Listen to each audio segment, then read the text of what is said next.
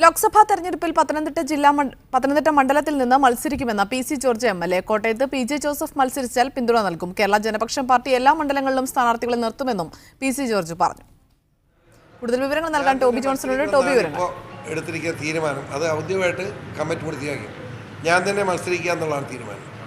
അതെ, വളരെ നിർബന്ധമായും ജയിക്കണമെന്ന ആഗ്രഹത്തോടു തന്നെയാണ് പത്തനംതിട്ട, അതുപോലെ തന്നെ പത്തനംതിട്ടയും ചാലക്കുടിയും തിരുവനന്തപുരവും ഞങ്ങൾ സ്ഥാനാർത്ഥിയെ നിശ്ചയിക്കുന്നത് ജയിക്കണം. ടോബി ജോൺസണോട് വിവരങ്ങൾ നൽകാൻ. ടോബി, എന്തൊക്കെയാണ് പി സി ജോർജ് പറഞ്ഞത്?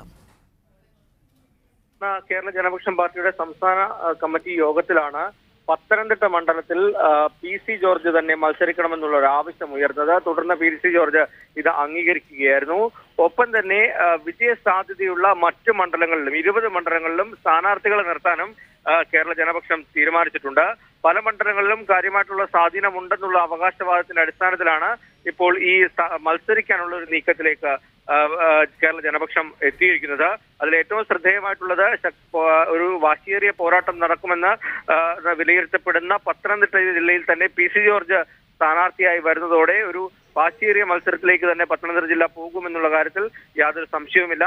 ഒപ്പം എടുത്തു പറയേണ്ട മറ്റൊരു കാര്യം, പി ജെ ജോസഫിന് പിന്തുണ നൽകുമെന്ന് പി സി ജോർജ് പറഞ്ഞിരിക്കുന്നു. കോട്ടയം സീറ്റിൽ അല്ലെങ്കിൽ ഇടുക്കി സീറ്റിലോ പി ജെ ജോസഫ് മത്സര രംഗത്തേക്ക് വരികയാണെങ്കിൽ, പ്രത്യേകിച്ച് കോട്ടയത്തേക്ക് വരികയാണെങ്കിൽ എല്ലാ പിന്തുണയും നൽകുമെന്നും പി സി ജോർജും ജനപക്ഷവും പറഞ്ഞു വെക്കുന്നു. ടോബി ജോൺസൺ ആണ് വിവരങ്ങൾ നൽകിയത്.